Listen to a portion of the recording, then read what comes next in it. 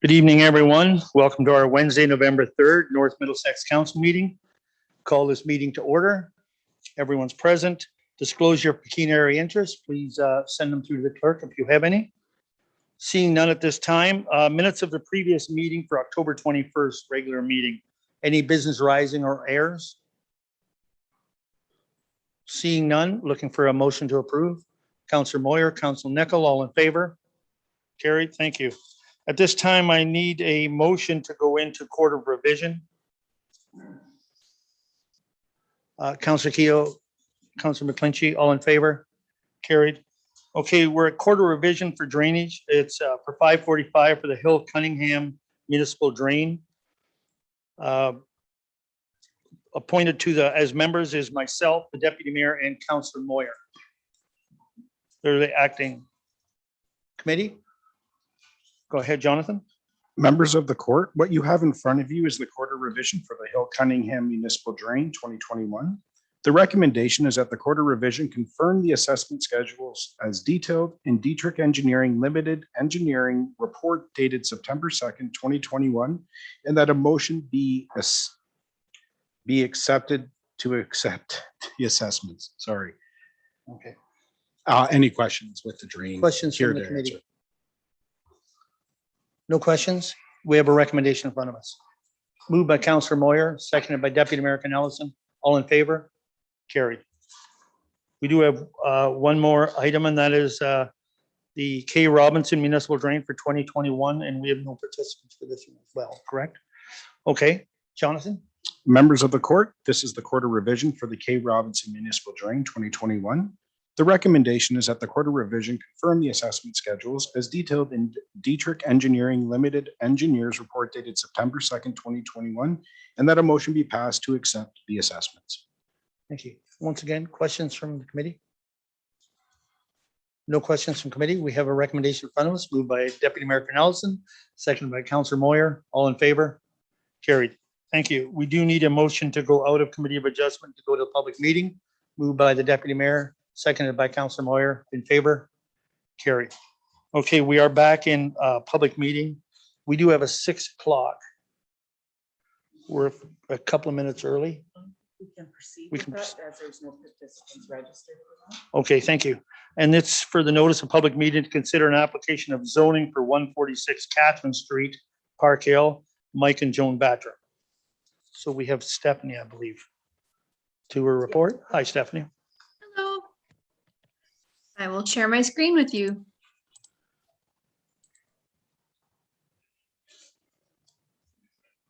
All right, so as council will recall, consent application B08-2021 was conditionally granted on September the 1st of 2021 to facilitate a lot addition that would result in an existing driveway being wholly contained at 152 Catherine Street.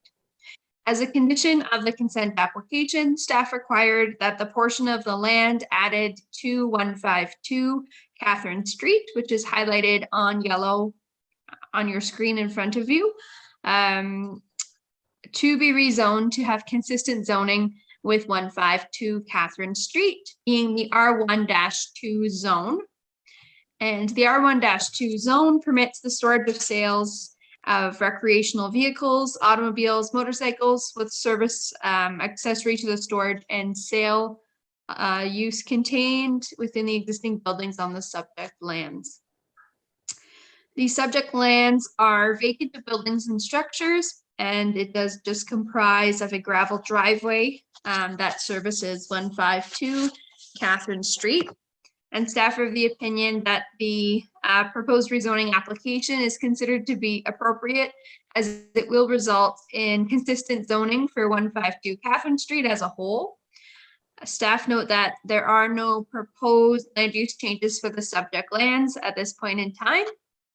And staff are of the opinion that the proposed site-specific residential zoning will maintain in conformity with the residential designation of the official plan. Staff do not have any zoning concerns associated with the proposed rezoning, and note that it is largely a technical issue. Staff are therefore in a position to support the application.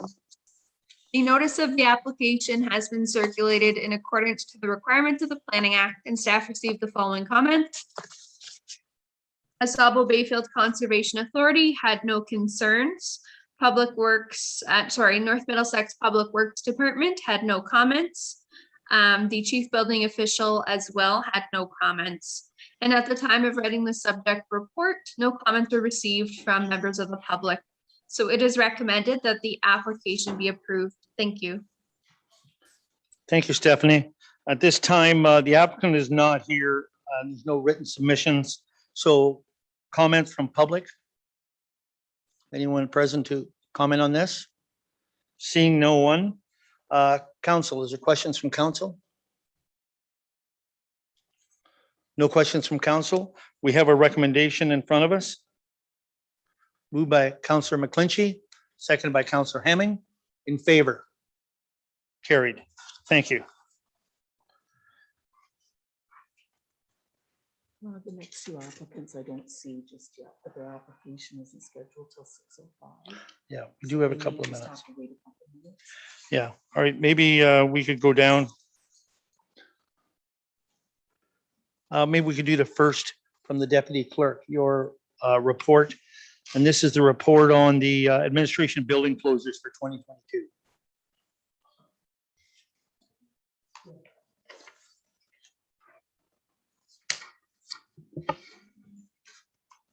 Okay, if you can't hear me, this is my first time using the microphone, so let me know.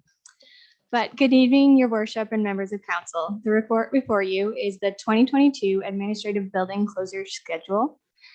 And the recommendation is that council receive the report and further that the 2022 statutory holidays, negotiated closures, and additional closure requests between Christmas and New Year's be approved. This report encompasses the proposed closures for the Administrative Services Building as well as Service Ontario for the upcoming year. And it's an annual report presented to council and has been developed in a similar fashion as years past. So thank you, and I'll answer any questions. Questions from council? Deputy Mayor Canellis. Thank you. Actually, item number 3, the 2022 additional closures request. Is that the entirety of the report, December 29, December 30th? Like that's the 2 additional days that you're referring to? Yes, so staff would have to use 2 days of personal vacation time to accommodate for those 2 days. Great, thank you. Any other questions from council? Seeing no other questions, you have a recommendation in front of you. Moved by Councillor Hemming, seconded by Councillor Nickel. In favor? Carried. You got off pretty easy, actually, for your first report.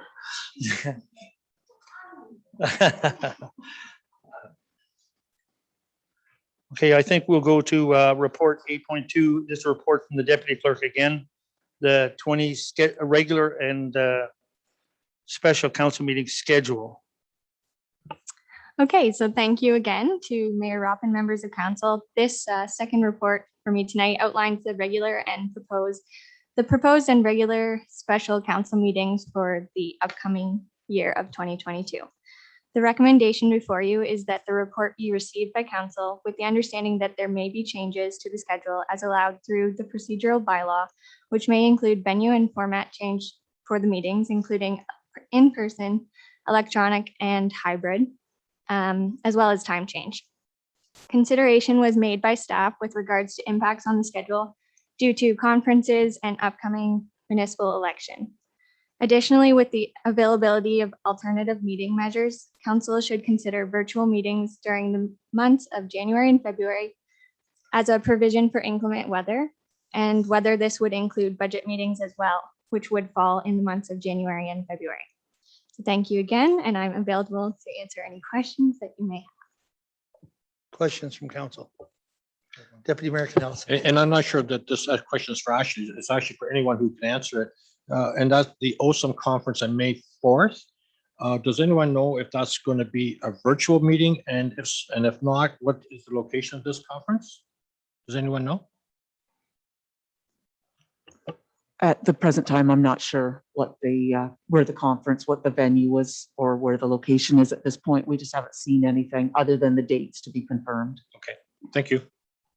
If we could just on that, if we could find that out and maybe as well as good roads as well, what's going on? Because OSAM is a good conference for the smaller municipalities. Yes. It's actually very applicable to our issues. Okay. Any other questions on this report? No other questions. You have a recommendation from? Moved by Councillor McClinchy, seconded by Deputy Mayor Ellison. All in favor? Carried. We still have a few minutes, so I think if we go right on to the next one, I believe. And that is the report from the Manager of Infrastructure and Operations, a tender award for the grader. Mayor, members of council, what you have in front of you is the tender award for the motor grader. The recommendation is that council direct staff to purchase a municipal motor grader from Brandt Tractor, which is a John Deere, for a total of $433,920. Couple quick things to add. There is a 5-year, 5,000-hour powertrain, which adds $14,000 to it. Or there's a 5-year, 5,000-hour powertrain plus hydraulics, which adds $25,000 to that total. Any questions? That can be added as part of the package when we make the award. Questions? Deputy Mayor Ellison, then Councillor Moyer. Thank you, Mayor Rob. Jonathan, I'm looking at the Brandt Tractor tender, and it says there's a trade-in of $100,000. Does that mean then that the cost of the machine is actually $484,000? That's correct, yes. There's $100,000 that's been discounted from the price. Okay. Now, in terms of delivery, is there any delays in delivery given the issues that the supply chain is incurring right now? Yes. I don't think we've even confirmed delivery with them yet, not until we make the award, then we'll work towards delivery. But it's going to take at least a year for this thing to land. At least a year, not two? Possibly. Don't know yet, honestly. Some of our plow trucks are taking 18 months now. The county's saying. Yes. So go ahead. My just a follow-up question to that is that in the event that it is a year or two, then will the trade-in value then decrease? We would have to keep the trade-in value of the 2010 grader up to par that they would accept it at the time. So yes, it could decrease. They are willing to pay us $100,000, but we still have to do routine maintenance and so on and so forth to keep it in line with that. Okay, thank you. Councillor Moyer. My question was in the trade-in value as well, so. Okay, so you got your answer. Councillor Keogh, did you have your hand up? And then Councillor Hemming after. Thank you. Jonathan, just with regards to the 5-year powertrain warranty, the powertrain hydraulic warranty, and the basic warranty, in the past, have we had to use any type of warranty on our previous grader? Yeah, I believe we have used warranty, but I believe we've only taken it once in the past. Yes, CAO John, but I think we've only applied for warranty once. Yes. And then we did use it under that. I don't know to what extent though. Okay. With that warranty, does it include electronics and emissions? I'd have to look through the details of the warranty. It's in the basic John Deere literature behind. It says hydraulics and powertrain. That's what it says in the report. So 5-year, 5,000-hour powertrain plus hydraulics. I don't know to what extent it would go to the electronics of it. Okay, thank you. Councillor Hemming. Yeah, through you, Mayor Rob. Jonathan, was there, how many quotes were received? Just this quote. Just the one? And that's standard practice? If there's just one, you have to or shoot? Not necessarily. It's up to you if you want to accept it. But Brandt was the only one that met the specification and therefore priced it. Okay, and next question is whereabouts are they, Grant? Brandt's out of London, I believe. They're Darrage, and yeah, they're okay. all over it. There used to be Nortrax. Okay, okay, thanks. So is there any other questions? Councillor Moyer. Yeah, just because of the time frame they're talking, it could be a year. How many hours do we have on our graders that we have now? I don't know what the 2010 has on off the top of my head, but I do know that we run, give or take, depending on operator, anywhere from 900 to 1,500 hours a year on any given grader, depending on who's running it and what routes they have. So arguably we could have upwards of another 1,500 hours on the 2010 grader. Okay, thanks. Okay. I have a question on the warranty because you're not making a recommendation on the warranty part of it. Up to council whether they wanted to So pursue without the any, warranty or just purchase without the any grader. basis on it, 25,000 isn't chicken feed either. So I'm just wondering if we can get some kind of a cost that we've spent, on, in 5 years on our graders. Will it make sense for us to buy that? Will it give us our money back or? We can, through your worship, we can look into some of that to the 2022 budget. Because holistically, we should be looking at our entire fleet as well. So I guess what I'm saying is if can we approve the tender but defer the warranty until we do some research on it and still get the warranty? Absolutely, yeah. That The way at warranty- least the we know warranty- what we're, Typically, again, through your worship, typically the warranty is an exercise at the date of delivery, that we have that right to. Okay, It might be all right. more, but. okay. if we But can I mean, look I at don't it. want to buy the warranty if it's not used, right? The That's all I'm warranty getting could at. be added after the fact, yes. Okay, that's just something I want to clarify. Any other questions from council? No, we have a recommendation in front of us. What's your wish? Moved by Councillor Keel, seconded by Deputy Mayor Cornelison. In favor? Carried. Jonathan, just before you go, do you want to make an introduction here? So, Mayor, members of council, public, Ed Jolliffe has just joined the team as the new Public Works Manager as of Monday of this week. So it is relocated from Alberta and is quickly situating himself out at the McGilvery shop and working with the guys and getting things going. Well, welcome, Ed. Welcome. So now they know your face, you're in trouble. Okay, I think we can go ahead to our next planning item. And that is consider for consent at 1841 Elliott Drive, Park Hill. Corey Elliott, and the agent is Bill Elliott. Oh, there's Bill there. Okay.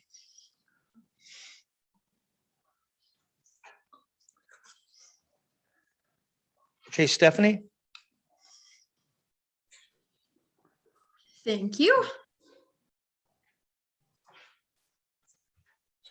So the purpose and effect of the application for consent is to sever a surplus farm residence with a lot with a frontage of approximately 87.82 meters or 288 feet along Elliott Drive and an area of approximately 1.01 hectares or 2.5 acres from a farm parcel with a total area of approximately 40 hectares or 100 acres. The lands proposed to be retained contains a single detached dwelling, 2 accessory buildings, and are serviced by municipal water connection and a private septic system. The lands to be severed contains agricultural land and crop production and are unserviced as they are used for agricultural purposes. As part of the conditions of the consent application, an existing access will need to either be verified or a new entrance will need to be established to the remnant agricultural lands if one does not already exist. A portion of the lands to be severed contains hazard lands as per Schedule A of the North Middlesex Official Plan and woodlands as per Schedule C of the North Middlesex Official Plan. And additionally, a portion of the severed lands to the rear of the property as well as towards the front right portion of the property is regulated by Asable Bayfield Conservation Authority, which is outlined in the red hatched areas on the map in front of you. The provincial policy statement, the county official plan, and the North Middlesex official plan generally permit lot creation in agricultural areas to dispose of a dwelling surplus to a farming operation as a result of farm consolidation, subject to criteria. Staff are satisfied that farm consolidation will be achieved and that the residents may be deemed surplus to the needs of a farming operation, which in this instance is Yellow Gold Farms, as a result of farm consolidation. And the applicants have provided supplementary information that demonstrates ownership of a number of farm holdings containing at least one additional dwelling.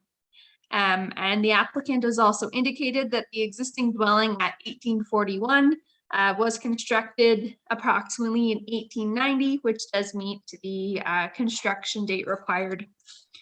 The North Middlesex official plan indicates that the severed parcel, in this case is the dwelling lot, should generally only be as large as necessary to accommodate the on-site water and sanitary services, and should be a maximum lot area of 1 hectare or 2.5 acres in size. Staff note that the land, the area of the lands proposed to be retained, again, in this case is the dwelling lot, are 1.01 hectares or 2.5 acre in size, which does remain consistent with the maximum size of 1 hectare or 2.5 acres, as well as the minimum lot size requirement of 0.4 hectares or 1 acre of the AG1 zone. Although the retained lot is consistent with the zoning requirements, staff are of the opinion that the westerly lot line should be relocated 3 meters from the driveway to ensure the lot is only as large as necessary to accommodate the dwelling and services to remain consistent with the provincial policy as well as the county direction. Planning staff are satisfied that the criteria for a severance, for a surplus farm dwelling severance, have been met or can be appropriately addressed through the conditions of consent. The notice of the application has been circulated in accordance to the requirements of the Planning Act, and staff received the following comments. Asabo Bayfield Conservation Authority noted that the requested severance serves to maintain the identified hazard and heritage features within the parcel to be severed, and the authority has concluded it does not have any natural hazard or natural heritage concerns with the requested severance. Thank you for the opportunity to comment. If you have any questions or require additional information, please feel free to reach out. And they also do request a copy of the notice of decision. Enbridge Gas did know that there are service lines running within the area, which may or may not impact the proposed severance. And should the proposed severance impact the services, it may be necessary to terminate any gas service and relocate the lines according to the new property boundaries in consultation with Enbridge Gas. Hydro One has no comments or concerns. The North Middlesex Public Works Department has noted that the dwelling at 1841 is currently connected to the municipal water drinking system, and any additional connections needed would be subject to all applicable dues and levies at the time of the water connection. In regards to roads, it is noted that access to the proposed retained lot, again, in this case, 1841 being the dwelling, is from Elliott Drive. And it is noted that should an additional driveway be required for the remnant agricultural lands, that would be at the expense of the owner, subject to work permit application fees and deposits. In regards to drainage, the retained and severed lands are assessed to the Michelin drain, and due to the severance, a drainage reassessment is required. Bell Canada noted no concerns, and the chief building official did require that verification of the septic system be functioning and wholly contained on the retained lands. And at the time of writing the subject report, no comments have been received from the public to date. So it is recommended that the application be granted, subject to the conditions council will have before them. Thank you. Thanks, Stephanie. At this time, does the applicant have any remarks? And also, sir, if you could give your name for the records as well. Absolutely. My name is Bill Elliott. I'm currently the resident of the property, and thank the council, Mr. Mayor, for his time. Pertaining to this property, I can tell you this property has been in my family since October 25th, 1859. We bought it from the Company of Canada. Since then, it's remained in my family, and it's sad that I have to be here before the council today to ask for the property to be severed. I have a good job, and yet I cannot afford to retain the whole property.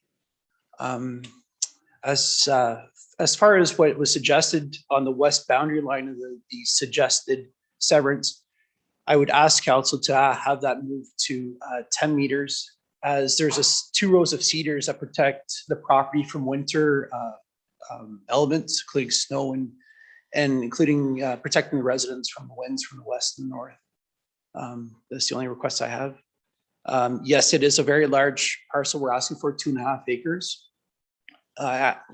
We respectfully request this, as the two outbuildings were used regularly for hobbies and recreational use, including firewood and manufacturing just for personal uses. The septic system does push far to the east, and that's why we've asked for the 2.5 acres to encumber the whole, everything that's part of what I currently use as my home. I plan on staying there. I joke with everyone that the only way they're going to get me out of that house is in a pine box. So this isn't a matter of us severing it just to make a profit. It's going to be retained in the family as long as I can. That's all I have. Okay, thank you. Thank you. We have no written submissions on this. Is there public here for comments from the public on this issue? Seeing none. Council, questions from council? Deputy Mayor Cunningham. Thank you, Mayor Rob. I will certainly support Mr. Elliott's comment on the trees and the wind barrier, because in West Williams, we do get a fair amount of wind, which I suppose is why we have all the wind turbines. But I would certainly understand why you'd want to retain those evergreens as windbreak. Absolutely. Stephanie, do you want to reply to that? Through your mayor, I don't have any additional comments. Okay. Okay, thank you. Other, Councillor Hemming? Yeah, I too would support leaving the evergreens there in support of what Adrian suggested. Okay, any other questions, comments from council? Okay, so we have a recommendation in front of you. What is your wish? Your worship, so I just would like to get. Sorry, I would just like to get clarification on that condition number 6 and further to the applicant's request. Stephanie, is there rewording to that you would suggest based on council's desire to accommodate? Through the mayor to the clerk. So I believe the option would be, one clarification question perhaps I had for the applicant was whether the proposed 10 meters as opposed to my suggested 3 meters would mimic the original dimensions provided, or is that still reduced? If that makes sense.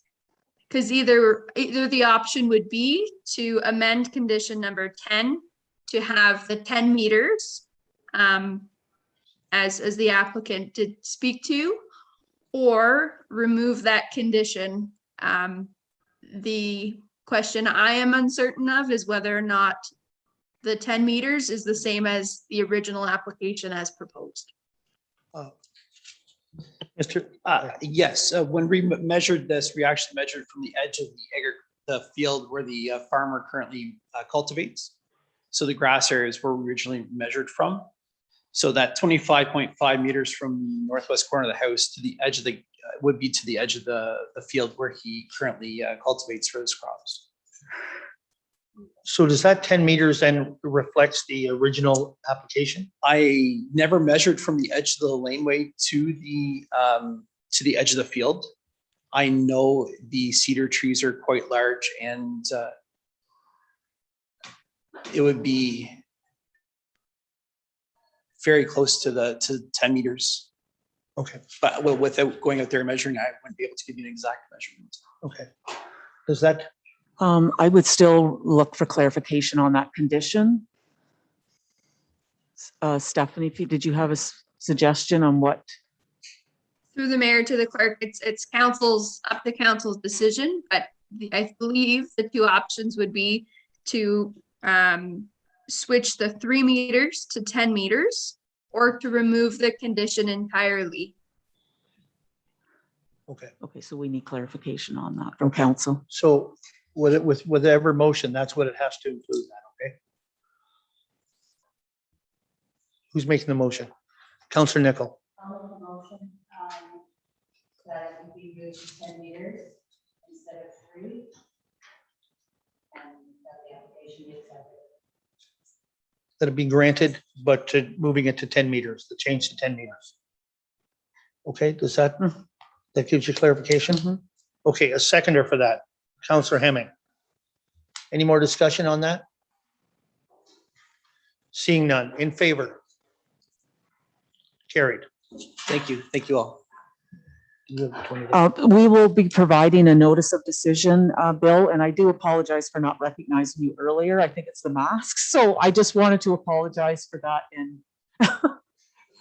and we will send a formal notice of decision to you regarding tonight's decision. Okay? Take care. All right, we're all right for time. So we do have our next item is a notice of public meeting for application of consent at 34903 Lurie Road, Park Hill. And that's Flowcrest Investments Incorporated. It's Adrian and Lynn Vanderfloot, but they are not present, but I would make note that they were good with the planner's conditions. Right, and so Stephanie, if you go ahead. Thank you. Great. So the purpose and effect of the application for consent is to sever a surplus farm residence on a lot with a frontage of approximately 66 meters or 217 feet along Lurie Road and an area of approximately 0.5 hectares or 1.26 acres from a farm parcel with a total area of approximately 40.47 hectares or 100 acres in size. The lands proposed to be severed contain a single detached dwelling, an accessory building, and are serviced by municipal water connection and a private septic system.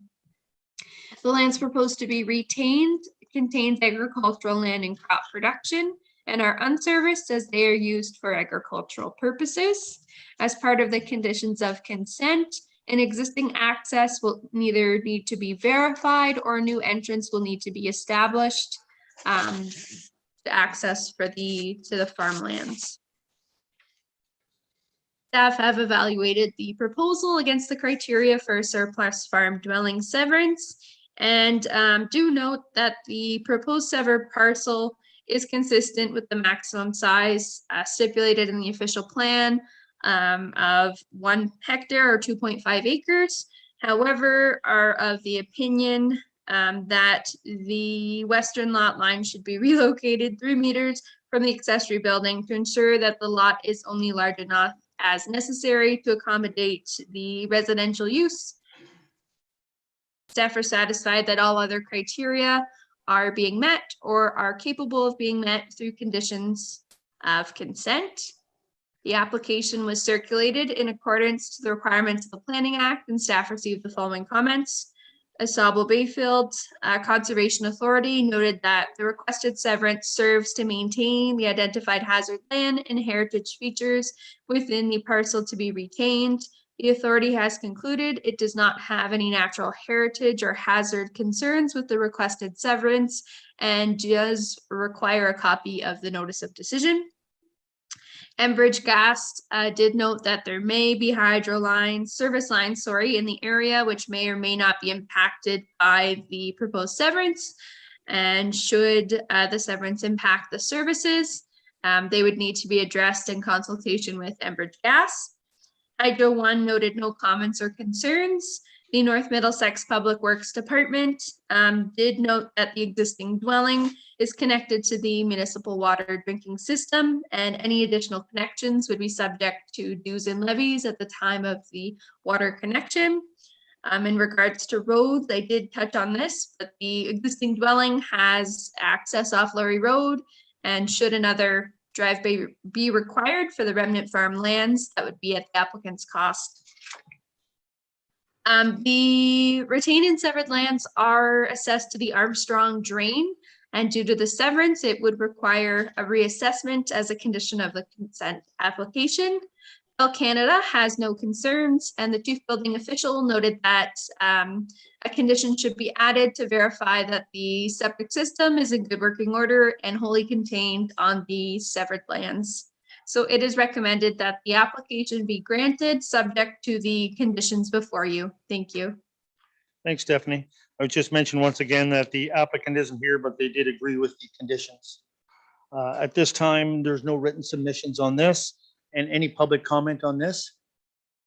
Seeing none, council, any questions? No questions. We have a recommendation in front of us. Moved by Counselor Teo, seconded by Counselor Moyer. In favor? Carried. Thank you. We are at 6:15. Oh, we're past. Notice of public meeting to consider application for consent of 33054 Prance Road, Park Hill. And with us, we have the owners, Mr. and Mrs. Timmermans, and also we have an agent, Paul Hendricks. If you want to come forward. And Stephanie, once again, it's yours. Thank you. And I will share my screen once again.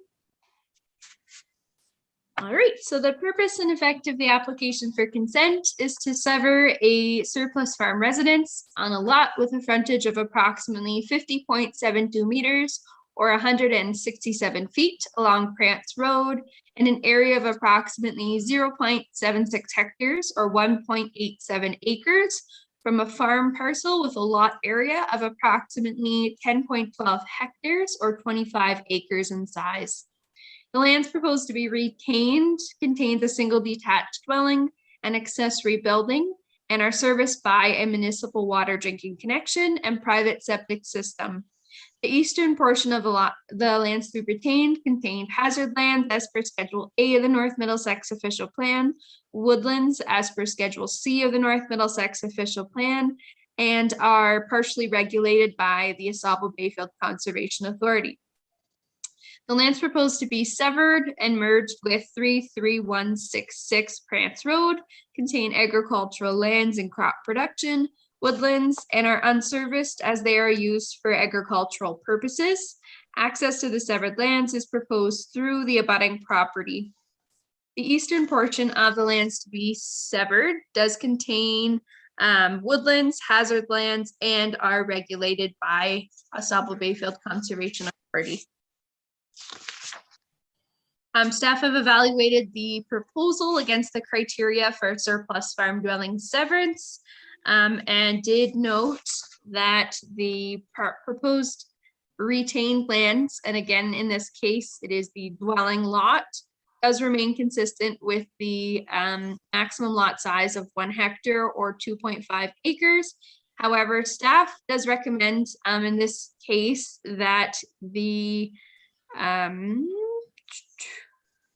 eastern lot line in this case be relocated so that the woodlands are wholly contained on the severed parcel, and that's to avoid fragmenting the natural heritage feature.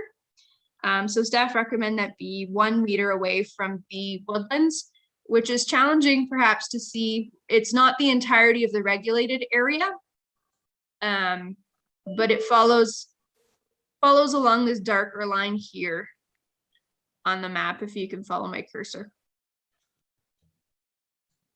Planning staff are generally satisfied that the criteria has been met or capable of being met through the conditions of the consent application. The notice has been circulated in accordance to the requirements of the Planning Act, and staff received the following comments.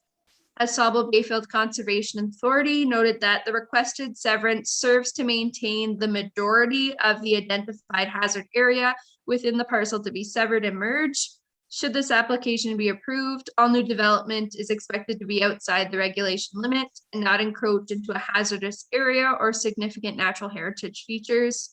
And again, there is a request to receive a copy of the notice of decision. Hydro One has no comments or concerns.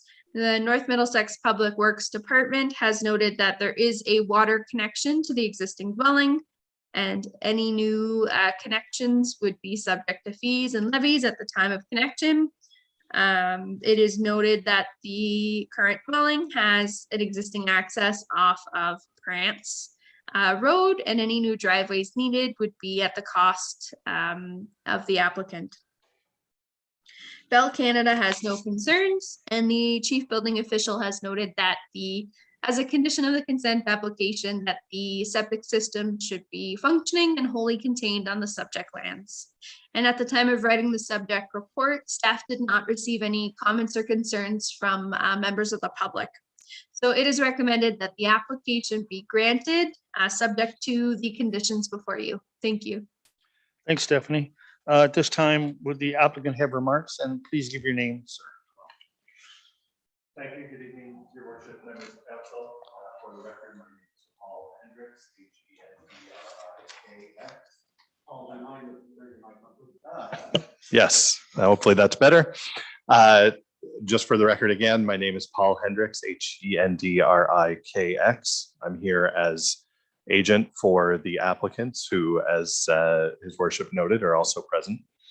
And generally speaking, I agree with the submissions that were made by Ms. Poirier. I do want to request to council, similar to what we've seen with Mr. Elliott's application, with respect to the proposed condition 6, moving the eastern lot line from where it is proposed in the application. We do ask that council consider striking that condition and leaving the eastern boundary where it is in the application for the following reasons. It's difficult to see in the pictures that were up, but the reason we set the boundary where we did was to include all of the lawn that's presently being used for residential use on the property. The wood lot kind of moves on an angle along there. So at the very top, the northern boundary, the corner is right at the edge of the lawn. And as it moves down, the wood lot comes in slightly into the property that we propose to retain. I searched and I couldn't find anything in the official plan or the county plan or the provincial plan that encouraged the consolidation of woodlots or leaving them in a lot. So I don't think that it needs to be done. And I would also point out that the proposed severance is, I believe, 0.72 hectares. So we're still well under the 1 hectare limit. And also I would point out that even with the new proposed line, there is still going to be a small portion of the regulated area that's going to be on my property, or on my client's property. So it doesn't have the effect of containing the entire regulated area on the severed property either. And one further thing, regardless of how council decides, I would point out that there are some evergreen trees that are close to the woodlot but are part of the lot, and I want to ensure that we're not going to be including those as part of the woodlot, and would propose that if we are going to move the eastern lot line, that rather than having it a meter from the woodlands, it be placed right at the edge of the woodland. But of course, our request is to strike that condition so that we can move forward with the original application. Okay, thank you. We have no written request. Once again, is there the public to speak on this? Seeing none, council. Comments, questions? Councillor Moyer. I guess, Stephanie, just wondering, since the Asable really had no objection to that eastern lot line, what reasoning is there that you're thinking it should be moved? Through the mayor to the councillor, based on my experience, it is generally preferred that the natural heritage features are not fragmented. So that's where the comment was coming from a planning perspective. Okay, thank you. Other questions, comments? Councillor Hemming?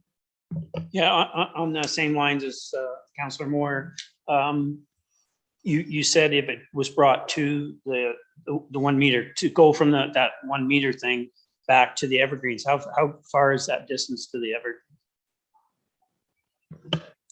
I don't have the precise measurements. It's the evergreens are located on the lawn. I just want to ensure that it's part of the record if we are setting it at the woodlot, that we recognize that the evergreens are not part of that woodlot. That if you look at the Google Maps overview, there's a clear delineation of where primarily deciduous trees are in the woodlot. So you can see quite easily on that. But I just want to ensure that it's clear in the decision one way or the other. But they would be, I would guess, about a couple meters outside of the woodlot. Yeah, you would like the evergreens to stay with the house. Absolutely. I want to, and I believe that's the intention, even with the proposal that, the planner is making to put that condition in. I just wanted to put it on the record so it's clear. Is that the direction you're saying as well, Stephanie? The evergreens would actually stay with the house? That's correct, yes. Okay, okay. Thank you. Other questions, comments from council? Deputy Mayor Ellison? Thank you, Mayor Rob. Just for the sake of clarity, the applicant's proposal does not include any agricultural lands whatsoever, correct? That's correct. Thank you. Other questions? No other questions. You have a recommendation in front of you. What's council's wish? Councilor Moyer. I'd move that we accept the application as, or as the applicant has applied. So that would be removal of, Would be the removal of condition number 6. okay, Is that Councilor Hemming? You're seconding that? All in favor of that motion? Carried. Thank you. Thank you. we'll be providing you the formal notice of decision with the amendment conditions on there. Okay, thank you. Thank you, Stephanie. Good night, everyone. Good night. Good night. Okay, so we're going back to department reports. And we left off, it would be our treasurer with the ERP. So, oh, I'm sorry, we need a motion to adjourn the adjustment. Councilor Lynchy and Councilor Keough, all in favor? Carried. Thank you. Okay, so the ERP solution software purchase. Good evening, Mr. Mayor and members of council. So what you have in front of you is a report outlining a proposed ERP solution software purchase. So just a little bit, so the staff recommendation is that council approve the sole source purchase and implementation services of the VATM iCity software from Central Square Technologies with an upset budget of $178,000, including the non-rebate portion of the HST. And that further council approved the ERP solution software purchase cost be allocated from the 2019 Municipal Modernization Program funding. So just a little bit of background, in March of 21, a report was brought to council which outlined the allocation of the Municipal Modernization Program funds of $550,000. This, so staff is looking for approval to proceed with the sole source purchase of VATM iCity software from Central Square Technologies. Now, Central Square Technologies is a supplier of the majority of municipal accounting solution software, including Great Plains, Diamond, USTI, VATM, and Keystone, among others. For that reason, staff believes that a tender process would not attract several competitive bids and recommend the single source procurement process outlined in section 7 of the procurement policy. So the additional cost of purchasing and implementation, as I stated before, would be $178,000. In addition to that cost, there would be an annual licensing support and maintenance cost of about $16,400. That being said, however, there would be an annual savings for the licensing support and maintenance cost of our current program, which is Keystone, as well as Questica, that we also pay for, which is also supported by Central Square. There's also an additional saving of about $4,600 because VATM, one of their modules is offers the opportunity to e-bill property tax bills as well as water and utility bills to our residents. So by assuming a 25% uptake of electronic billing by our residents, that would be an additional $4,600 savings for the municipality. So back in March of 2021, the council approved allocation of the modernization fund included 3 future projects, one of which being $140,000 for the ERP solution. The other two projects, however, since the report went to council, we have received grant funding for those two other future projects, therefore freeing up some of the funding from the modernization program that we can now utilize to cover the additional costs from the $140,000 approved to the $178,000 quote that we have received for VADM IC. So that being said, I now open the floor to any questions that you may have. Questions?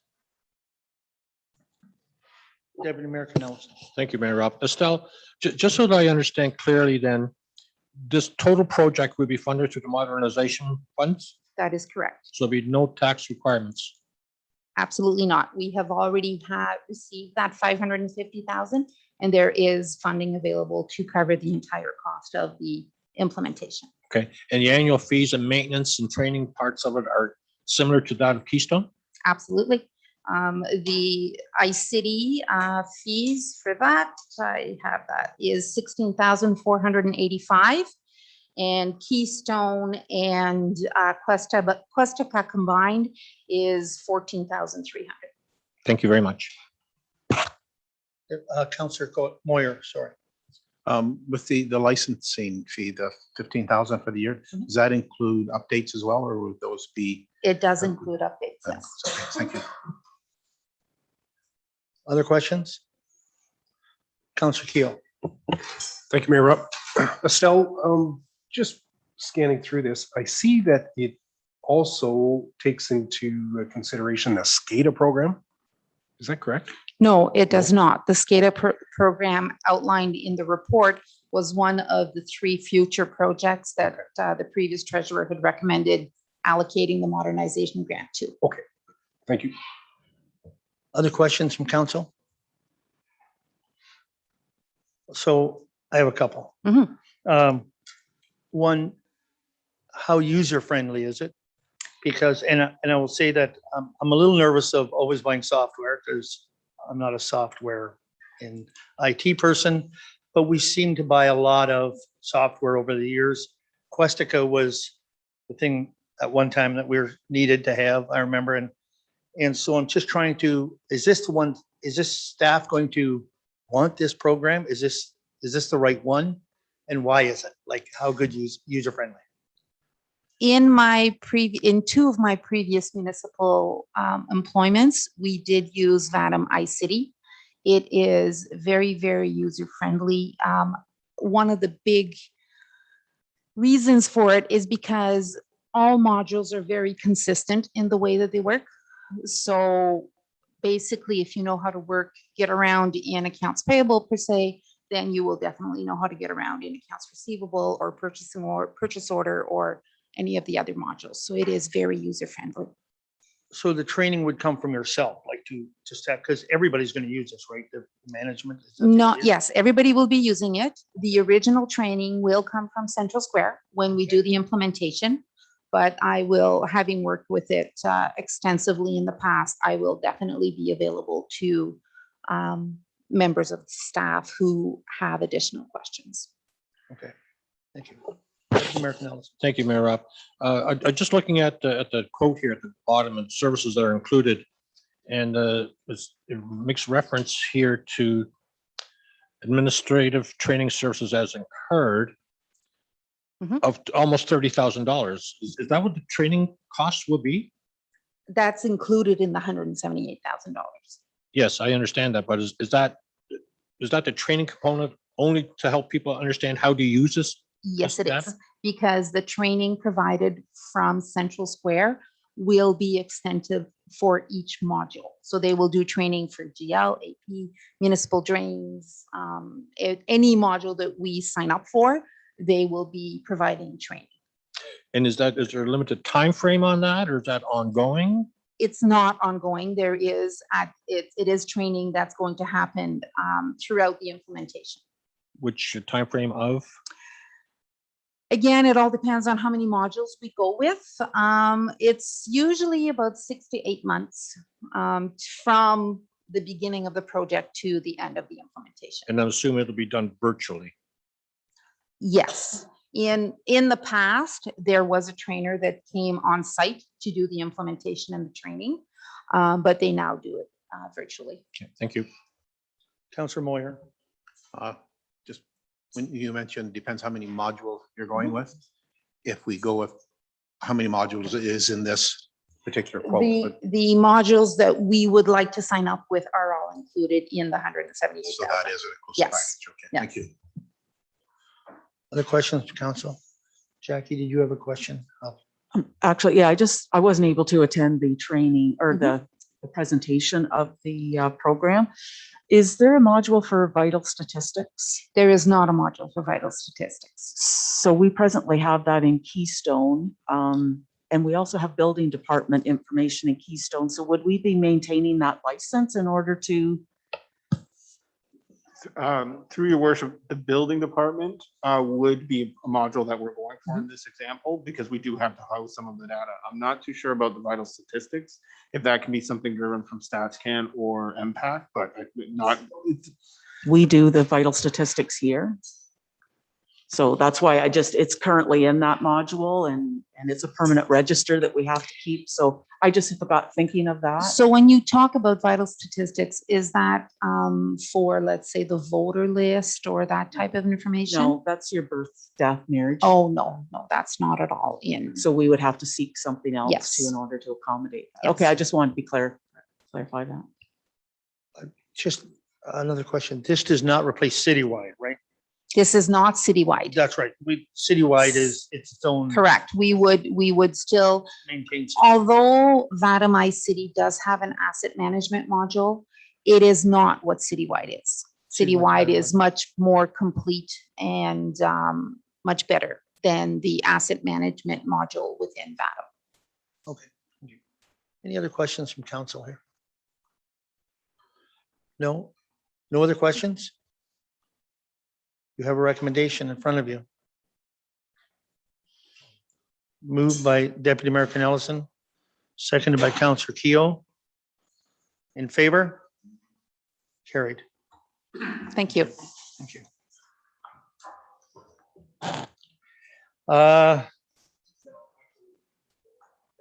Do you? We can. Oh, just staying. That's what. Okay, so our next report is from the fire chief. It's a tender result from the fire EMS building. Through your worship, I would just ask John, Valley, and Michael, if they're, oh, here we go. Thank you. We have them joining us as well. Who's going to start? I'm going to start. You're going to start? Yeah. Okay. Through your worship, members of council, the document before you, the report to council, is the tender award for the construction of the Park Hill Fire Hall and EMS. And the recommendation before you is that KNL Construction be awarded the contract build for the Park Hill Fire and EMS station in the amount of $6,454,600, excluding HST, and that council direct staff to begin the process in securing the funding shortfall via the appropriate County of Middlesex loan options.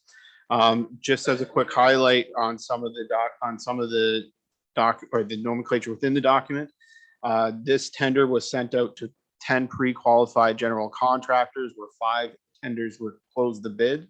There was roughly around 8 to 9 amendments to the tender document as we went through.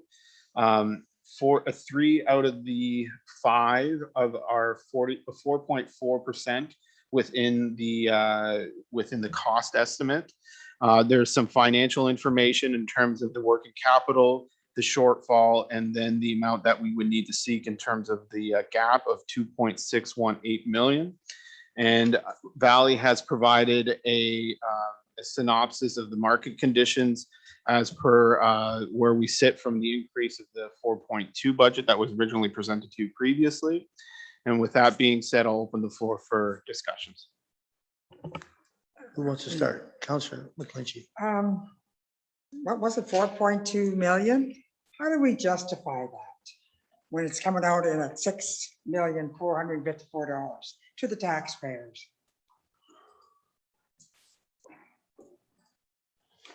So I'll ask Valley team to jump in here. Honestly, it's a hard spot to be stuck in. weighing hard on the organization ultimately. But in terms of the cost difference, three of these projects or three of these general contractors who closed the bid are all within that realm. I know it's not excuses in terms of saying that COVID is here and that the supply chain is an issue.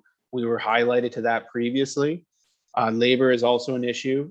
I would imagine that there's a lot of provisional margins from the general contractors that have put it in the tender document or the tender close because the market is so variable right now. But we can't get to those savings or renegotiations with KNL or eliminating certain things of the project as we move ahead without doing the tender award. John or Mike, do you have anything else to offer? Through your worship, my only comment here would be we've all seen the horror stories in construction industry. You know, steel prices up 30-40%, lumber prices up 30-40%.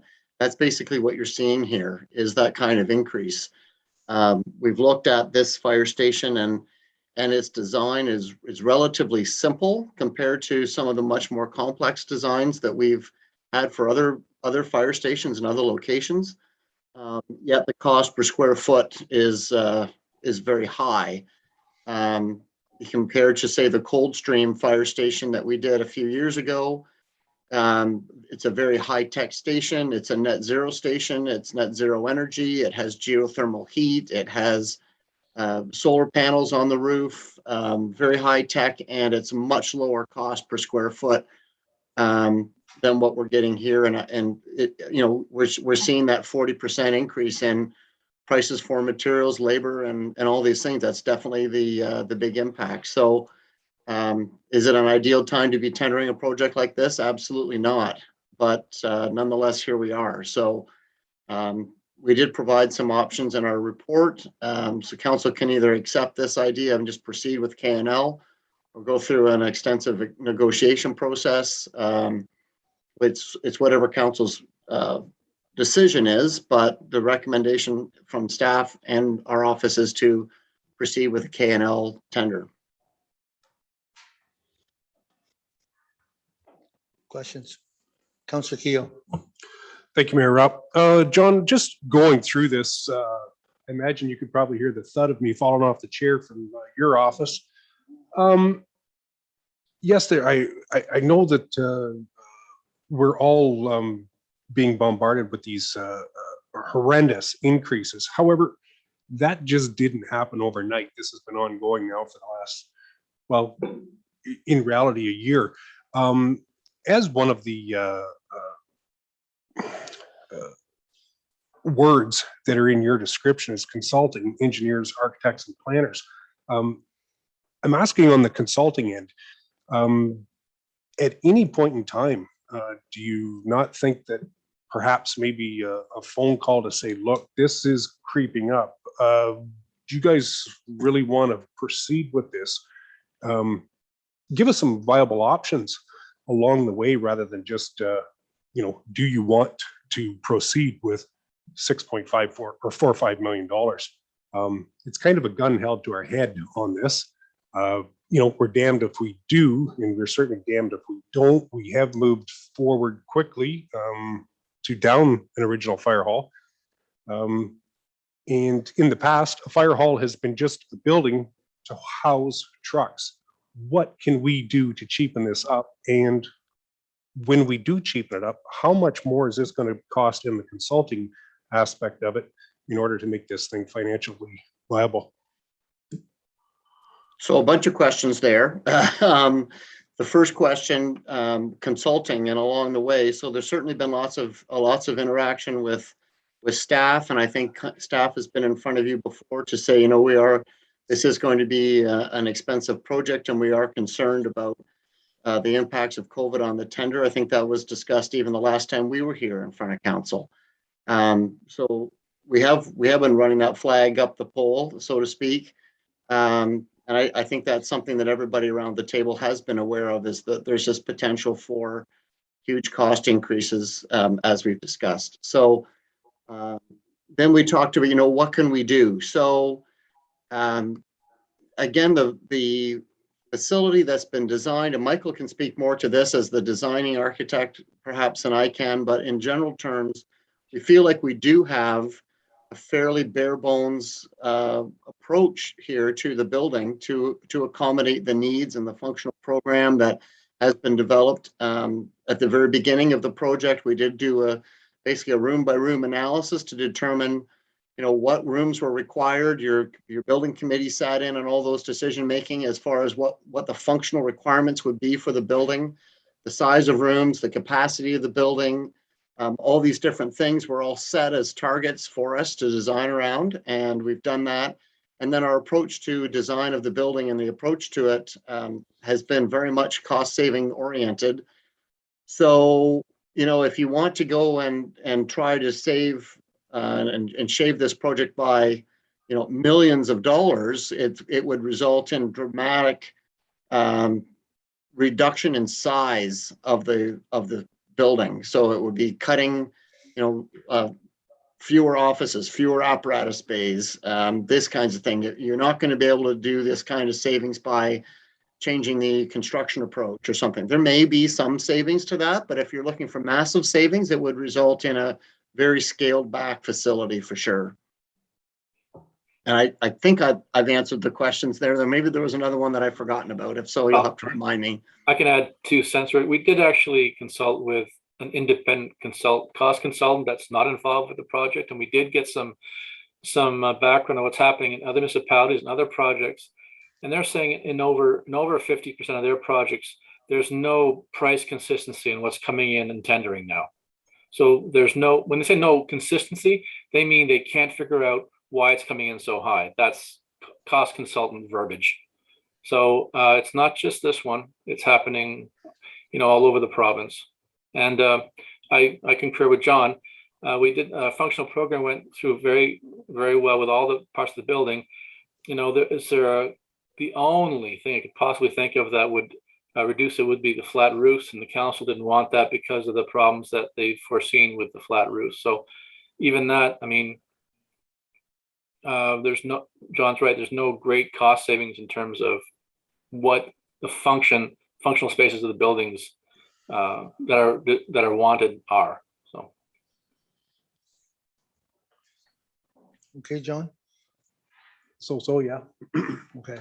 Councillor Moyer and then Deputy Mayor. I guess with the pre-engineered buildings, they can be added on to at later dates. We could downsize the footprint of this, make it keep our apparatus bays, our offices, and some of the training centers. That could be something that could be worked into the design at a later stage. You can add bays to pre-engineered buildings. It can be designed that they can be added on afterwards.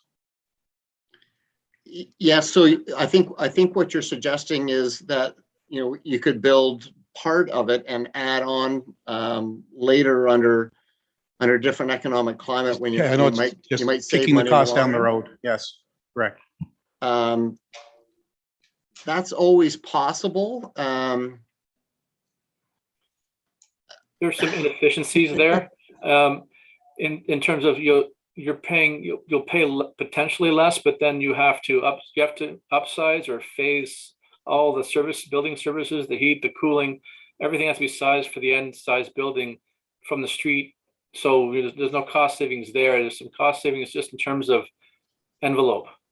So potentially, but then you're paying more because you're phasing it, and phasing it's always costs more. Well, you have your concrete, you got your engineered steel, you have all your siding. So yeah, I know you have your mechanical costs that are going to remain the same, but I think there has to be some savings if you're downsizing your building. If you downsize the building, yes, you would realize savings. I think the question comes then if, in a few years, then you say, okay, the construction industry is back to normal. Let's go and add on that third of the bay that we cut off. Let's add that on now. Well, of course, at that time, you're gonna then pay a premium again, because now you're talking about a very small addition with high percentage in mobilization, demobilization, the connections, all those things, you're going to pay that premium. And, how does that balance off at the end of the day? I don't know. But at the end, if the plan is to build the entire facility, likely the most cost-effective way is to do it all at once, even though you are in this horrendous escalation period. Yeah, I mean, I know it's kicking the cost down the road, but it would the municipality be in better shape, a few years down the road? We've got several large projects on the go right now. So I don't know. I think it's maybe something that would be worth looking at anyways.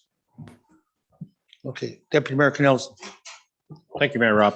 I'm going to echo Councillor Keel's sentiments on feeling somewhat surprised and disappointed in the process that we've encountered so far. While you answered most of Councillor Keel's questions, the one question there's a part of the question that you didn't answer, and that was what the cost would be to redesign a building that is more financially sustainable for the municipality.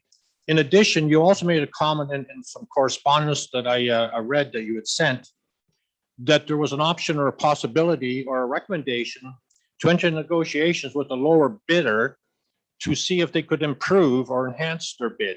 I'd like you to address that one as well. Sure thing. So the idea of negotiating with a low bidder is I wouldn't say a normal practice, but it is certainly done. We can enter into discussions with the low bidder exclusively and say to them, okay, when you were bidding this project, did you find there were, perhaps materials that are specified or construction requirements that for whatever reason were very expensive? And do you see alternatives? We especially see that now where, products that when we're specifying and designing as architects and engineers, we're not aware that there's a shortage. We're not aware that we're paying a super premium on this exact product. And perhaps there's alternatives that they can source easier or faster and so on. So perhaps they can suggest, after going through the process of bidding the project, perhaps there are suggestions that they would have for design changes that could save money. Michael already mentioned the idea of changing to a flat roof instead of a sloped roof. There might be some savings there, or there might be others. So you could go through that process with the low bidder, see what opportunities they present, see what kind of dollar savings we're able to achieve through that process. And if you reach an agreement with that bidder on a revised design and price and scope, you could enter it into a contract with them. If you find that contractor is really not willing to entertain that, or that they're not offering any substantial savings and you think the price tag is too much, you could end those discussions with that contractor and move to the second low bidder. And you could go through the same process with that bidder, hopefully to obtain satisfactory terms and price. And if you don't, then you could, just simply not award the contract. The key to that, and in my opinion, and being fair, is that you need to deal with one contractor at a time, and you either reach agreement or you don't. And if you don't, you move to the next one. I don't think it's fair or good practice to be bouncing between contractors. And well, company A said they'd do it for, they'd save us this small, then company B will be a little bit better. And so I think that's not cricket, so to speak. So my recommendation, if you want to go down that road, is to negotiate with one at a time and see if you can, starting with the low bidder, of course, and see if you can reach an agreement. You did ask about consulting fees to make changes to the building. Of course, that would completely depend on the scope of the change. So if it's very minor change, it's very minor fee. If it's a complete redo, it would be obviously a larger fee. So I can't really quantify that without knowing the scope of the proposed change. Okay, and just one final question, and that is, when did the industry or you as a consultant become aware of the horrendous cost increase for projects such as this? And when was that conveyed to us here at Council? Oh, I'd have to look back in our minutes and our discussions, but I know that we've been talking with Jonathan and so on about COVID impacts for quite some time, and I know they've had those discussions with Council along the way.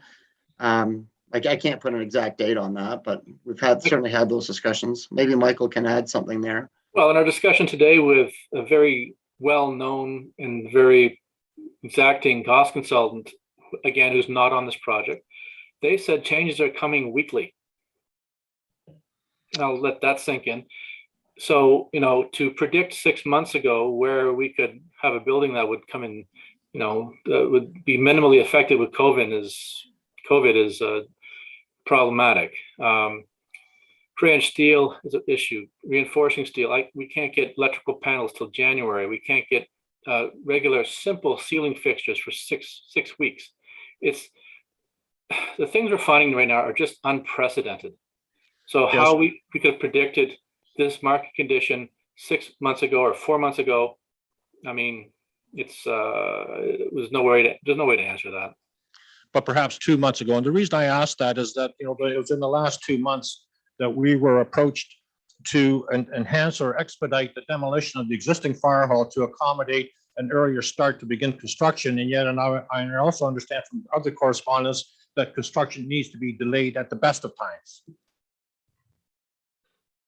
So I think the idea at the time with demolishing the old fire station was to make the site ready for contractors so that there would be no delay in starting, and that they could have a cheaper price and be able to mobilize quicker. In hindsight, maybe that was premature to do that, but at the time, it certainly made sense to everybody around the table, and that's, I think, why you got that recommendation. Well, for instance, one of the biggest delays we have right now is pre-engineered steel. There's a handful of suppliers throughout the Southern Ontario. One of these suppliers has got a lot of their material. They pre-ordered a lot of steel, and then a couple of their projects came up ahead of ours. And they used all that pre-purchased steel, as far as I understand it, from talking to one of the bidders on those projects. If we had come in earlier, we would have had the steel. So again, it's the same explanation I've given with that. This stuff changes week by week now, unfortunately. Thank you. Jonathan. Through your worship, just as a point of discussion in terms of highlight this change weekly, we can even look at the change or the announcement in minimum wage going up next year.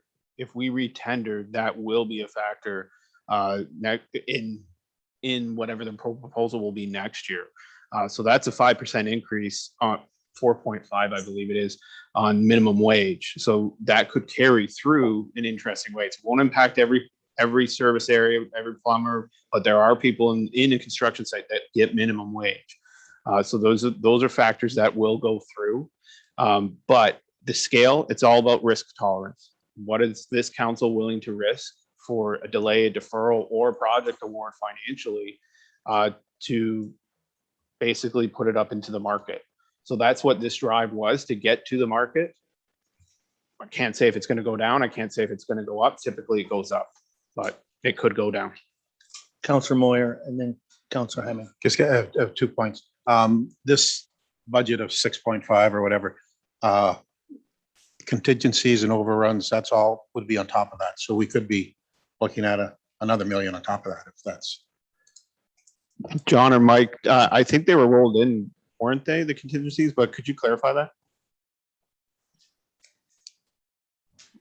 Michael, do you know, so in the tender amount, are the contractors carrying a contingency allowance within their tender bid?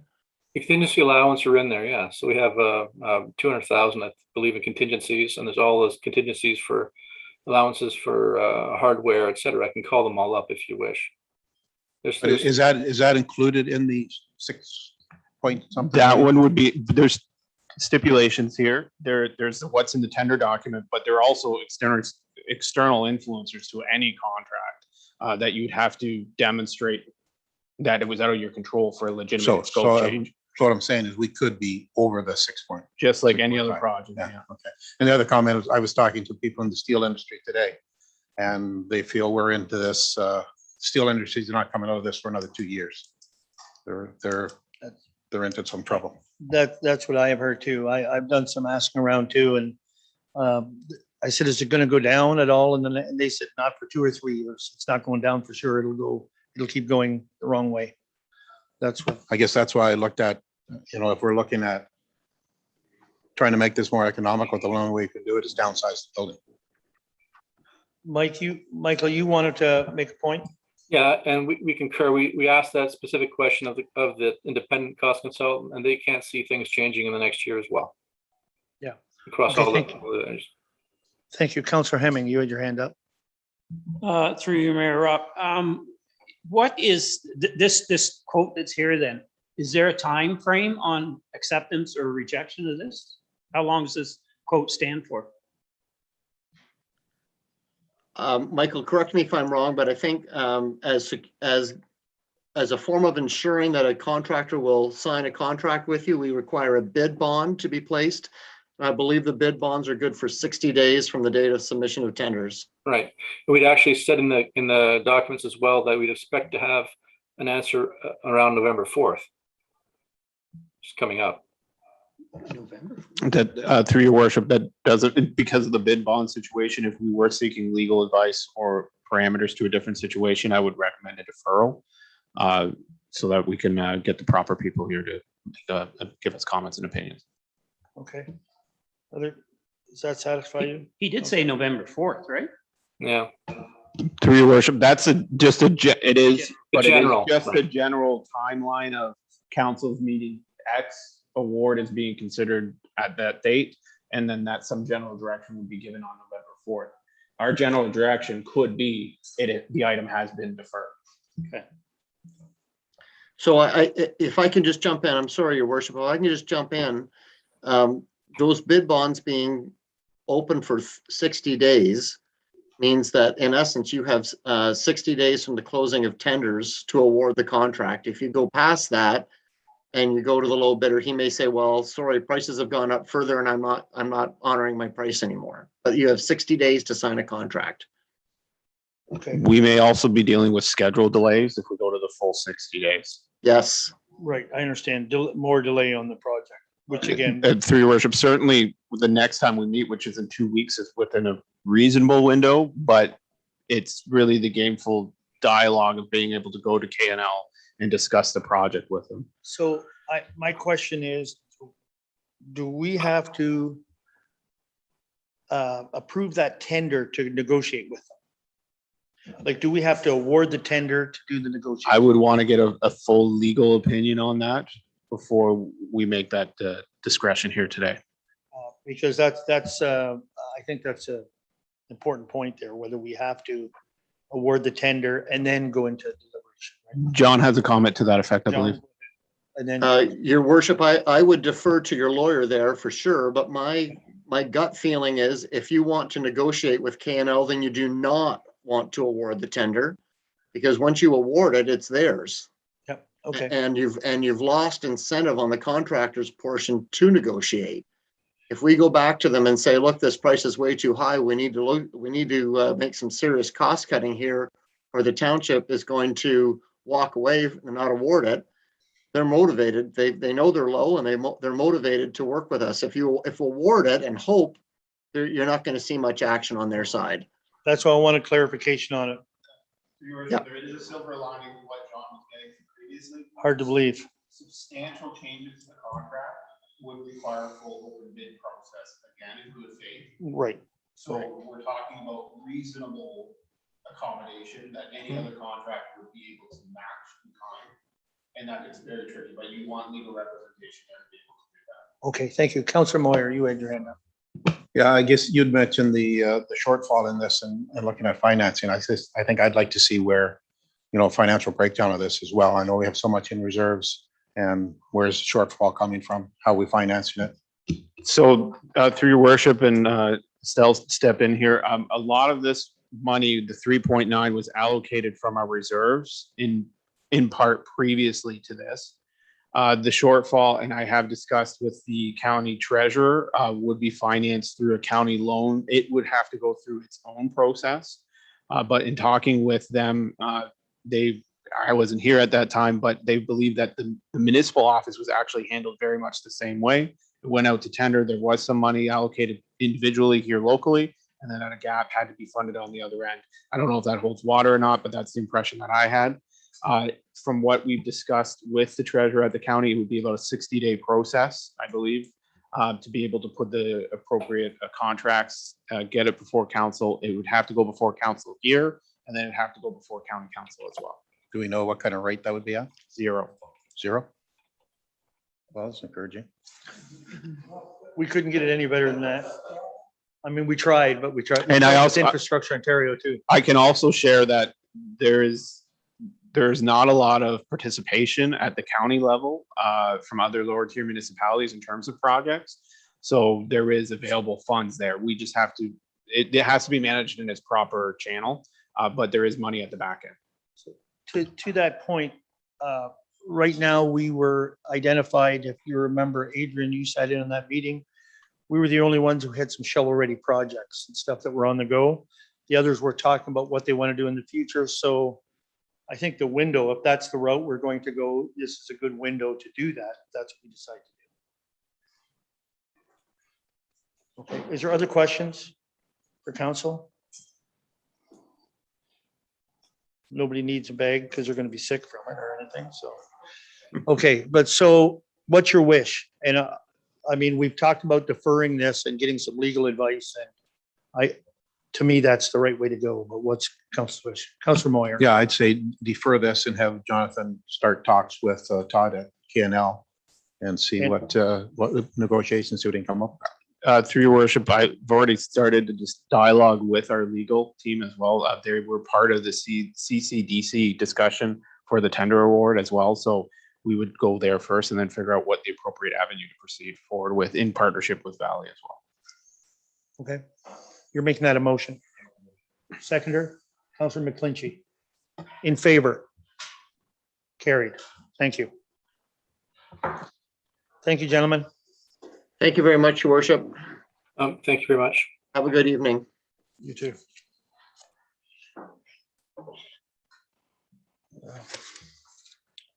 Okay, report from the CEO, approval of the CIP application for 25-75-205 Ontario Inc., Dollar Haven. Thank you. Through your worship, members of the council, the report before you is that council to recommend the award to 25-75-205 Ontario Inc. via Dollar Haven, located at 249 Park Hill Main Street, Park Hill, with a grant award of $4,092.41 upon completion of the proposed accessibility improvements as per the municipality's community improvement plan. Just a couple items to note. In discussions with the applicant, all the parameters met the smell test as it would be to consider this and bring this forward to council. 2 quotes were submitted in accordance to our policy. Barring that this total project cost is less than $10,000, our second tier of award to funds of 50% of the total cost up to $5,000 applies. That's why it's 4,000 and some change. Financially, you have a breakdown of where we sit with the current community improvement plan balance, noting that $14,092.41 upon completion of this project, and another one is the total contribution to date, that which leaves us $25,907.59 in the account. Are there any questions? Councilor McClinchy. Like is to the end of, what's the time period? So it's a loaded question, a little bit. Through your worship, the intake for the community improvement fund does not have an end date. We stopped that last year with the endorsement from our facade program to the community improvement fund.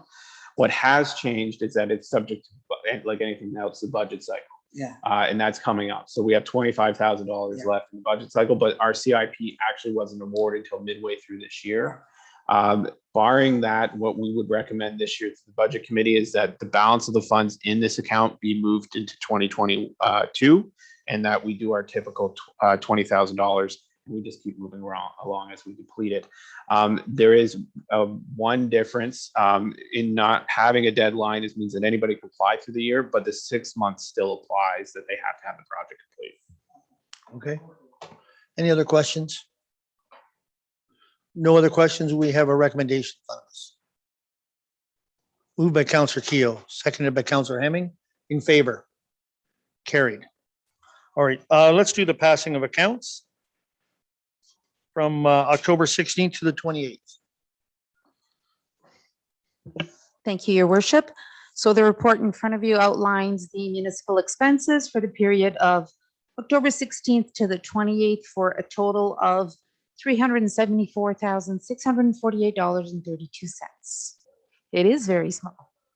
I open the floor to questions. Any questions? Deputy Mayor Cornelison. I thought Councillor Moore may have one as well. But I did ask Estelle a question this afternoon via email for clarification on the payment to Vandex in the amount of $13,938. So my question was actually for the fire chief, but he's no longer here. I believe he's still here, but he's left the room for a minute. I think he is still here. But anyway, I understand the dust for cylinder carriers, but I wanted to know if that was a budgeted amount or not. I looked in our budget calendar today and I didn't see it. So I just don't know if that was something that came up at the last moment or where the funds for that came from. Is that for the trucks for hauling in the trucks? Through your For worship. the cylinder carriers. Yes, that's a retrofit, I believe, for the truck, which was formerly our CBO's truck. And to answer your question, that was a budgeted item. It was not a budgeted item. Rather, it's within our procurement threshold as a maintenance or operational expense. Okay. Was it tendered out or was it just It's a arbitrarily prefab, assigned? it's a prefab situation, or not a prefab, a custom fab as it would be. Tendering out for something of this scale and size would be a lot of waste, I don't want to say wasted effort because you always can get a cost savings, but it would be a lot of effort for a threshold at $13,000. Well, and the reason I asked, Jonathan, is because it seems like a fairly significant amount for a relatively small piece of equipment that sits in the back of a pickup truck. I can have the fire chief provide a little bit more of a breakdown on what's actually being proposed. That'd be good. But we ended up through the discussion of the surplus vehicles, it was an option to maintain where this cost would not be incurred, but we opted to go for something of this size so that we could have a longer life on the proposed truck. So Yeah. we're hoping there's cost So savings on it's the just, other end. the fire chief is still here. He'll just be here a couple of Okay, minutes.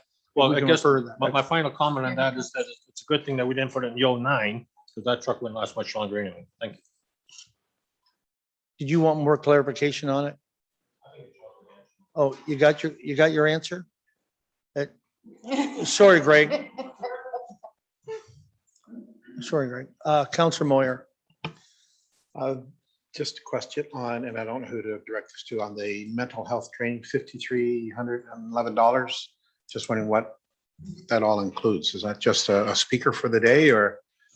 Through your worship, that was a speaker for two sessions, 2 days each, or I can't remember now. 2 days, one session, I believe, one group of individuals. So, and that was actually the day that we had the tornado. So I was literally there for an hour and then I had to leave. But as part of our kind of mandate to educate and inform staff, this was some training that was kind of identified as a gap. We've had a ton of positive feedback, to be completely honest, not only on self-reflection of mental health awareness for an individual, didn't get quite into how to handle some situations possibly at the front counter, but we are progressively trying to get staff trained up in these situations. And in fact, I had a lot of people come back and say, we should be offering this to all the staff at appropriate intervals. So we'll be looking into something like this in the future. Okay, thank you. I think the council could use a course on that too. Through your worship, we were actually hoping to open this up to counselors in the future. But again, it's just kind of dipping our toes into what's evolving in the health and safety sector. Tell you, life is not that easy out there either. If Dealing with the- I may add, there were 15 staff members that attended the training session. All right, thank you. Other questions?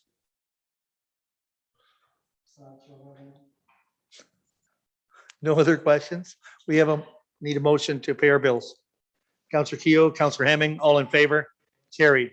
Thank you. Thanks, Estelle. Does anybody need a couple of minute break or are we all right? We're good? Carry on? Okay. Committee reports. Lake Huron Pipeline, nothing. ABCA?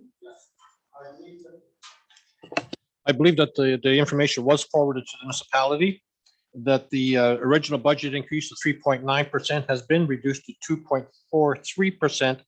And North Middlesex's share, although it was originally over 2%, is now 1.1% increase over last year.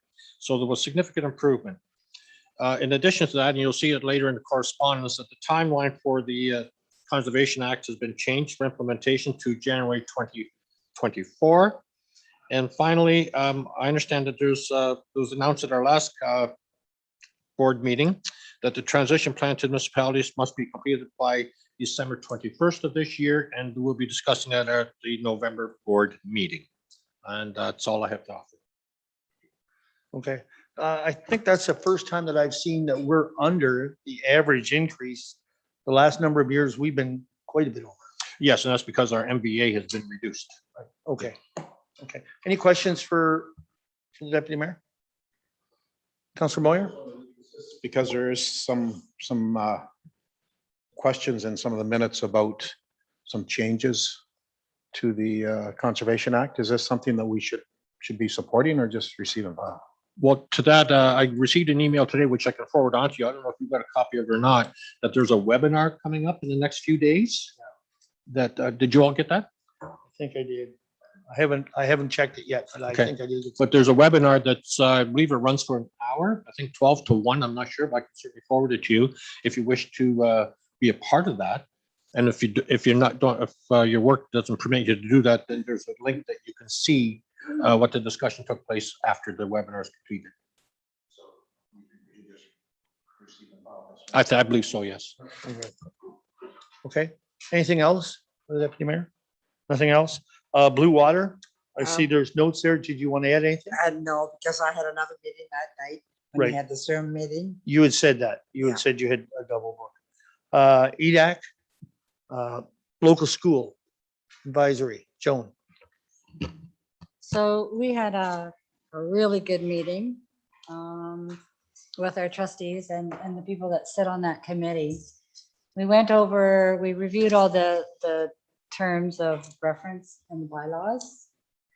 And we discussed the history, the reason for even starting this committee, the history of that committee, and where the future looked. So one of the decisions that was made and usually agreed upon with our trustees was that we would go to quarterly meetings. They also talked very specifically about the Rural Education Task Force, which I believe our deputy mayor sits on. And we discussed that and wanted to know, are we duplicating work? Are we helping? Are we not helping? And they said that was a very specific mandate. And that once that mandate had been fulfilled, then that group would be dissolved. So we discussed the importance of keeping this committee on a local level and having input from parents, hopefully students. Again, we did have one student. We haven't seen her for a while. And basically it came down to the trustees felt that it was very important, that they learned a lot. We had a large discussion with some of the parents there. They felt that it was very important because they also learned a lot. I think in the future, it would be nice to see a committee like this on a county-wide level. We did discuss that if it was a county-wide committee, then perhaps maybe it would be more informative for everyone. And because all the area schools could get more involved with that, which is happening now, but not at county level. So it would be nice to see it happen at county level. Like I said, it was a great meeting. It was very open, very honest. Nobody held back their feelings or what they thought of it. So the conclusion is that, yes, it does have a lot of value. It has a lot of value to the community. It has a lot of value to the trustees. And so we will look at continuing with this committee. Unfortunately, I believe we do need to have the deputy mayor step out at least temporarily. So we will be looking for, if it's possible, another council member to sit on that committee with us. Open to questions. Like I said, it was for us a longer meeting than normal, for sure. But you know, looking back at all the things that we have done, we are assured that at this point there will be no school closures in our area for some time to come. We talked about boundaries again, where the school boundaries were, because so many of the schools have too many students in them. So we discussed those things, but of course, those are decisions made by the board. The one thing the trustees did ask us is that when the board is opened to the public, that we actually go and represent ourselves there to make sure that they see us, they hear us, they know that we are participating and listening to what they do and say. So that was one request that they did come up with. Okay. So, any And that's, you're saying questions? that the trustees. Yes, the trustees Okay. were suggesting that. All right. And I see the recommendation is to go to quarterly meetings. Correct. Quarterly meetings. We felt that was enough, and that, you know, people are so busy. They felt that they could better participate if it was quarterly, and the trustees agreed that for them, that would probably work just as well. I think that's a great, I know we'd have to change the terms of reference, but I think that's a great idea. Actually, there'll be more to the meeting then as well. Exactly. Questions? Deputy Mayor. Thank you, Mayor Rob. My question has to do because you had some discussion around the Rural Education Task Force. And as you know, there'll be community consultation here in Park Hill on November the 25th. Was there any discussion or dialogue on how we're going to promote that community-wide to encourage people to attend that consultation session? There was, and I could perhaps ask Jonathan or Jackie to speak on that. There was some discussion about that, because you do have to pre-register to attend. Okay, Jackie. So, yeah, so it is a Thames Valley District School Board meeting, so they will be providing, I've just actually made a note because I thought they were going to be providing something before now, so I will follow up with Arlene tomorrow. They may be just delayed in getting something ready, but we certainly will do everything we can to get that promoted.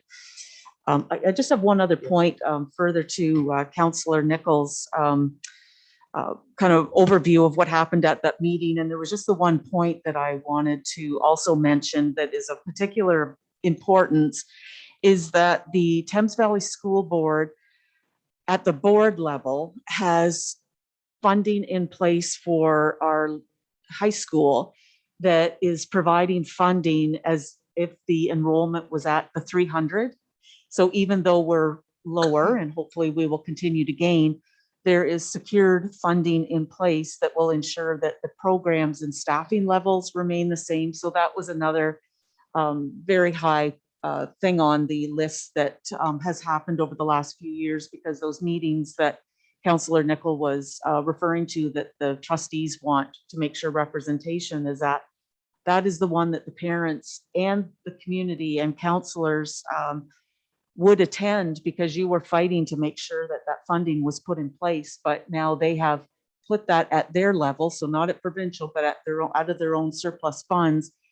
They're ensuring that that our school, in particular, I'm sure there's other schools, but that funding will help substantially in keeping that school at the level that you want to see it at. Other questions or comments for Councillor Nickel? No? So we have two things here. One is the recommendation. I think we'll do that first. The recommendation is to change the terms of reference to quarterly meetings, that further evaluation of the committee mandate be undertaken following the outcome of recommendation to the Rural Education Task Force. We'll do that one first, I think, too. We need someone to move that recommendation. Councillor McClinchy, Councillor Nickel, all in favor? Carried. Now, another member to the committee. Is there somebody interested in going on it? Councilor Moore, you're going to go on it? We need to make that a motion, I think. We need that a motion. Deputy Mayor Cunningham, Councilor Hemming, in favor. Carried. Thanks, Gord. Excellent. Recreation Committee, nothing there. Policy, we haven't met. Fire Committee, anything, John? Other than the fire hall? No, other than the fire hall, anything else? No. Aqua Advisory, nothing there. Okay, so that's it for that correspondence. The Ministry of Finance, the 2022 Ontario OMPF grant. I see it's down 15% again. Did everybody, I hope everybody saw that. It's receive and file. Pretty soon there won't be much left to file. Call for nominations for the Good Roads Board of Directors. We right now have 2 representatives on Middlesex County Council for Good Roads. Ina DeViet. Oh no, I'm sorry. We have Chris Trainee and Kelly Smith, or Kelly Smith. Kelly Elliott. Boy, I'm really messing that one up. Sorry. Kelly Elliott and Chris Trainee are with Good Roads. Ina, I'm sorry, is with AMO. So unless somebody wants to do that, it's a receive and file. Gord, did you want to add that? Did you want to? I saw you. I said, did you want to add that to be a director on Good Roads? Ministry of Municipal Affairs and Housing, memo regarding enhanced COVID-19 vaccine certificate. Receive and file. Ministry of Environment, Conservation and Parks, update on changes to mandate of the CA. And I would encourage everyone to read that. That is relative to the question that Councilor Moore asked previously. Yeah.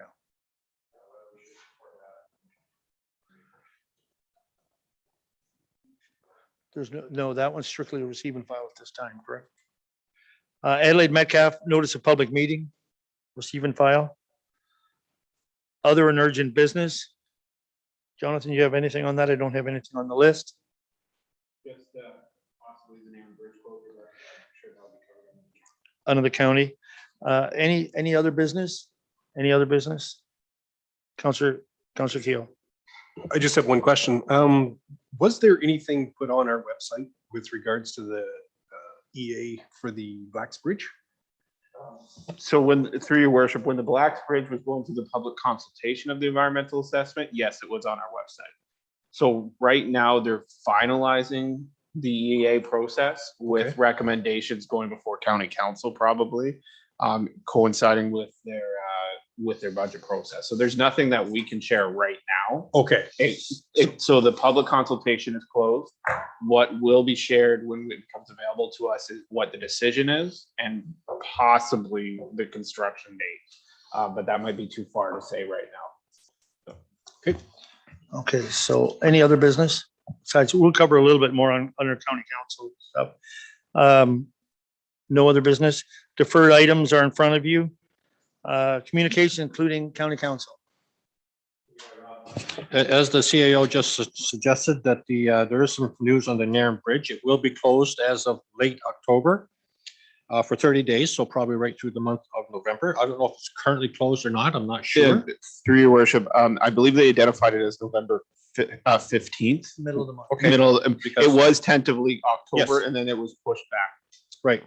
And then there'll be more extensive repairs next year. Okay, this is just an interim repair. We did get a presentation from SCORE, which was, I guess it was informative. Once again, it was somewhat discouraging to realize that not much is happening in our particular area. But certainly there are members of county council who are very supportive. One of the things I found most interesting is that SCORE has been working with Fanshawe and Conestoga colleges to get an agri management program as well as an equipment operator program. And I thought that was good. I thought it was something we've been talking about for some time. And it'd be nice if we get a campus for that out here. Other than that, Mayor Rupp, I don't know if you have anything additional for county council?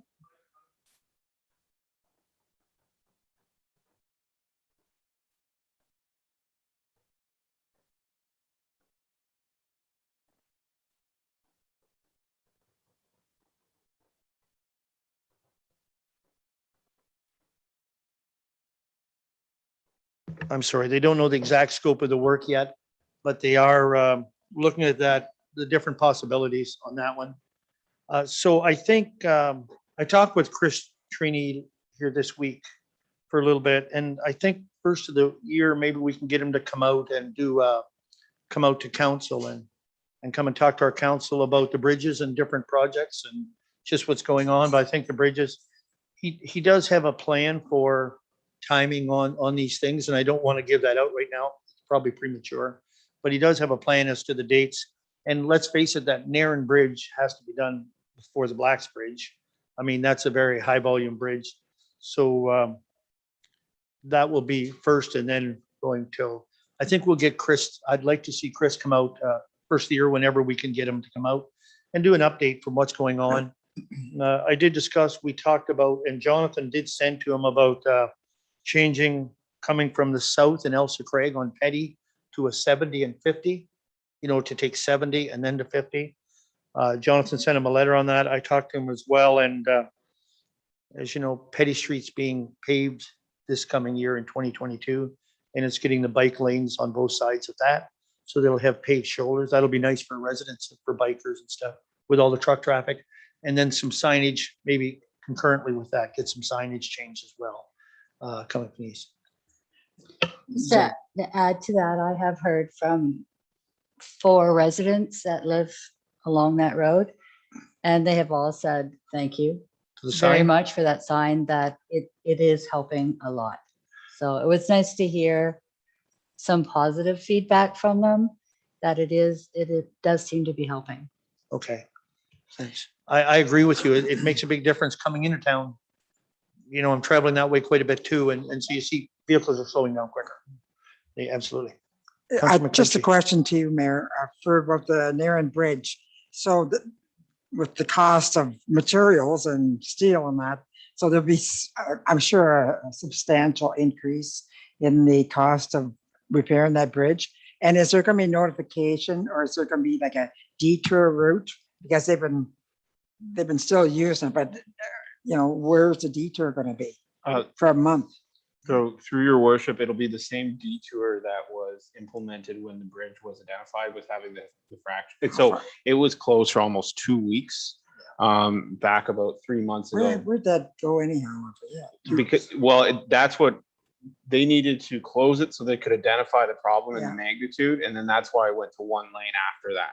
Okay. So both lanes need to be closed right. for the repair. I believe it came in at $150,000 for the repair, but they're not even in the budget estimate cycle, I believe, in county council in terms of the budget to know exactly what the full rehabilitation will be. So whatever that timeline is, that would probably be next year. They'll have a better idea, but not right now. So the detour, it takes effect when? It'll start November 15th. Is there signs up already, or is I there? believe there is not signs up already. And where does it take you? I mean, It will be going through Elsie Craig to number 7, all the way around to Park Hill. Holy mackerel! Yeah. Well, they aren't going to do a detour on our local roads. They go on county roads. They go on county roads to maintain speed. There are some, we saw a lot of traffic actually go down New Ontario when they closed it the first time. I was actually quite surprised because once you drive both, it's almost one and the same, considering that you can get a good speed going out of Elsa Craig once you get out going west. But we did see an increase on traffic. But like the Springbank Bridge before this, or sorry, the Center Road Bridge before this, so it's just going to be something that we deal with as we go along. And not without talking to the engineer, it was through Elsa Craig last time. I assume that's what it'll be this time. Next year, it may be closed for a whole summer. So, but that remains to be seen. Depends what they come up with for a fix on that. So that's why I'm saying I think we'd be better to have the engineer come out and talk to us and tell us what he can at that time. So on the one thing I would just add to what you said about SCORE, their focus, a lot of their focus is on rural transit right now. And so they've been working on rural transit with the county, with, it's just all over Ontario, in this area where the money has been spent on rural transit. So they've been putting a lot of efforts towards that. I would say that's been their biggest biggest efforts at this time. But I think that's what we have for county, that's reflecting to lower tiers. Are there any other questions for the county at that time? We haven't heard from the county for quite a while, and I think having Chris come out would be a good thing. All right, reading of the bylaws. Bylaw 87 to 91 is listed on the agenda, and pending any questions, we're looking for first and second reading for all bylaws. I do have a question. And that is on bylaw 90. The site plan for the Elsa Craig Food Bank, is that now going to be official? Are they moving ahead with that finally, or what's going on? Through your worship, and I've been in dialogue with some individuals at the staffing level there. So this is the site plan agreement. So the site plan is done. They can now transition into the building department in terms of submission of building permits and break ground whenever it matches. They will have to register the site plan agreement on title. But to get to your question, they are hopeful to do a groundbreaking ceremony before year's end, and hopeful to get concrete into the ground before year's end as well. So I'll be reaching out with relative information when it becomes available, if they do engage us to be part of that. But that'll be coming in the next couple of weeks, I would imagine. Thank you. Just to clarify that, where is the groundbreaking going to be? Where is it? It'll Is be it on the west end? Yes. Oh, okay. Right. It's still, I thought, well, that's still the same place. Yeah. All right. Okay, thank you. Whoa. Pardon me? So we're back at the bylaws anyway. Let's come back to the bylaws. That was a question on a bylaw. Reading of the bylaws.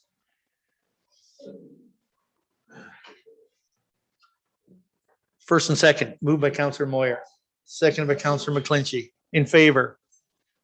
Third and final. Councillor Nichol, Councillor Keel, all in favor. Carried. We went away there for a minute, but we came back. No closed session. Move to adjourn. Councillor McClinchy, seconded by Councillor Hammond.